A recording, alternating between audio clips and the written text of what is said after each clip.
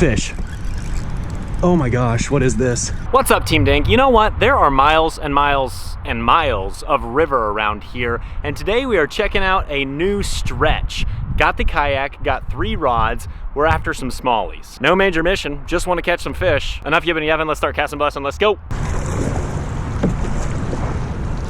I'm gonna go ahead and paddle upstream for a while, and then I'm gonna let the current just kind of push me down. I'm probably gonna start with a crankbait and really stick to that to just keep searching for fish. But I've also got a Senko and a Ned Rig rigged up. Today, I'm probably only gonna cover just like a tiny little stretch of river. That's the thing with river fishing is like, man, it's just impossible to break it all down in a kayak. One of these days, I'd like to organize just like a long float. What do you say we get started? So right here I have a spring craw colored Bandit 200 on. This is a big time confidence bait for me for smallmouth for sure.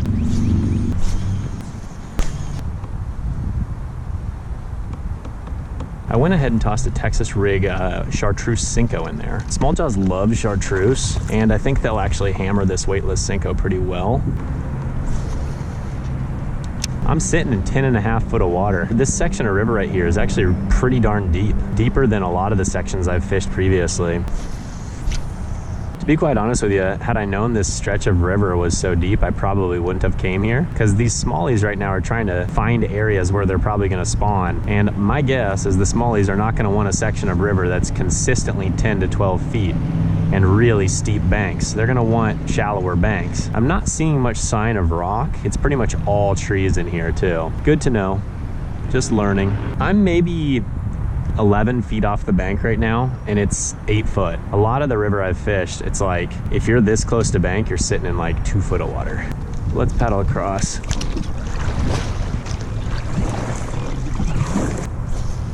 It doesn't seem like this bank sets up any different than the other one, but you never know. For whatever reason, there might be some more smallies on this side. Now we're sitting about 20 feet from the bank and it's 4 foot of water. I feel like this is a better situation.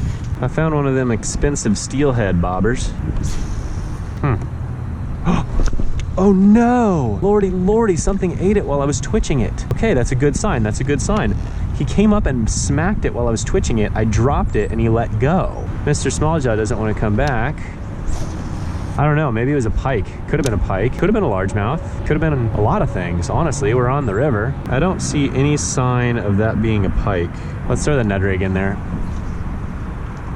Okay, I got bit right there. Come on, Mr. Ned Rig. At this point, I just want to know what bit the Senko. Like, if I can catch a bass here, I'll feel good. But who knows, maybe it was like a little rock bass or something. One more cast. I'm super sad. Maybe it was just like a really small jaw that couldn't get his mouth all the way around a 5-inch bait. I mean, that's very well could be the case. But the thing is, if that's the case, I feel like it would come eat this Ned Rig. I also threw the crankbait in here. Like, the fact that I only got bit on the Senko once is really weird and confusing. And it's gonna drive me a little nuts if I don't hurry up and catch a fish. Fish, thank you. Whatever it is came back. What is this? Small, no. Oh, well, there's our answer, folks. It's a daggum drum. I haven't caught a drum all year. You know, a lot of people call these sheep's head, but I call them drum. Okay, Mr. Drum, why? Thank you. Oh my gosh. I know I have a net, folks, and I should be using that. Normally, drum aren't this much of a pain in the butt. Just relax, buddy. Like, I'm gonna turn you loose. You just gotta... Okay, amateur hour is starting to get a little old. Mr. Drum, just chill. Everything eats a Ned Rig, my friends. Even the drummies. Actually, drum, like, freaking love Ned Rigs. Well, there he is. That's like probably one of the smallest drum I've ever caught. But that is probably what hit my Senko, so at least I know. I mean, it's not the right species, my friends, but it is a fish, and I can't complain. What kind of smallmouth won't eat a Bandit 200? I don't trust a smallmouth that doesn't eat a Bandit 200 crawfish colored crankbait. All right, we just cleaning up everybody's bobbers today. All right, I have picked up 2 bobbers today. More bobbers than fish so far. Man, today's conditions are so perfect. I don't understand. It's like we're pre-front, nice warm day. Like, they should be feeding heavy right now. I don't know, this stretch of river must not have a ton of bass in it this time of year. Ned Rig, I command you to catch me another fish. I don't care what species, it can be anything. I don't care what species, it can be anything. I'm gonna fish for the next maybe 15 minutes, and if we can get another fish or two, that would be excellent. I've only been out here for probably an hour. Is this little section right here gonna be my lifesaver? Doesn't look that good, but you never know what's under the water. Is it gonna be my lifesaver? We are almost back to my car. Fish. Oh my gosh, what is this? Is this another drum or is this a small jaw? What is this? What is this? Oh my gosh, this is big. This is big. This is big. This is big. This is big. Whatever this is. Oh. Dadgummit, Ned Rig, you done it again. You done it again. Oh, remember when I cut the carp on 2-pound test? Well, now look at this. That's 20-pound braid with like an 8-pound fluorocarbon leader. So that wasn't near as much of a fight. And that's why I love ultralight, but I tell you what, it was still fun. Look at that big old carp. Dadgum, Ned Rig in the mouth. Mr. Carp, what are you doing? I tell you what, today's been an interesting day. Might be the wrong species, but I'll take it any day of the week. Try not to get slime all over myself here. See if we can't get that hook out.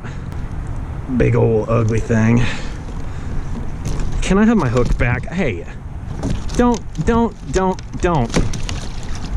that. Don't do that.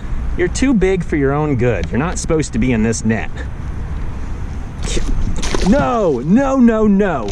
You do not do that to me.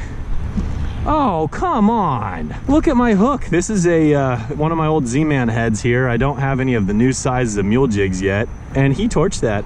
He absolutely torched that.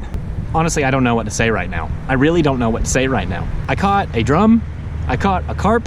I have not found one daggum bass on this stretch of river, but this has been fun. If I want to come catch random species on the Ned Rig, I know a spot on the river now. That's good. As you can see, my jig head has been absolutely torched by that carp. I think I will fish for a few more minutes with the Senko just to see if anything bites. If not, I'm stoked. How could you not be happy after a big old fight like that? That was awesome. You know, this has actually just been a really short fishing trip. I've been out here for maybe an hour.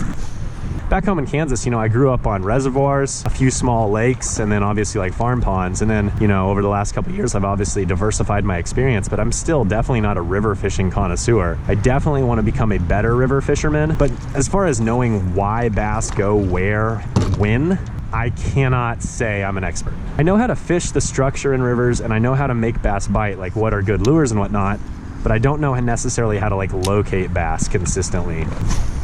You know what? For fishing a new section of river for only an hour and a half after work, I will take today's results and consider them a success. No, we didn't catch a bass, but we did catch a drum, and I hadn't caught one of those yet in 2020. And we also caught a carp on a bass rod, which is always a riot. Regardless, this stretch of river right here, it might not be the best today, but maybe in the future it'll be good. I'll probably try it again at some point. No matter what, you can definitely count on me fishing the river more often in the future because I really want to become a better river bass fisherman. And the only way to do so is to get out there and try. So I'm rambling. I'm gonna go home and eat some cheeseburgers. Bye.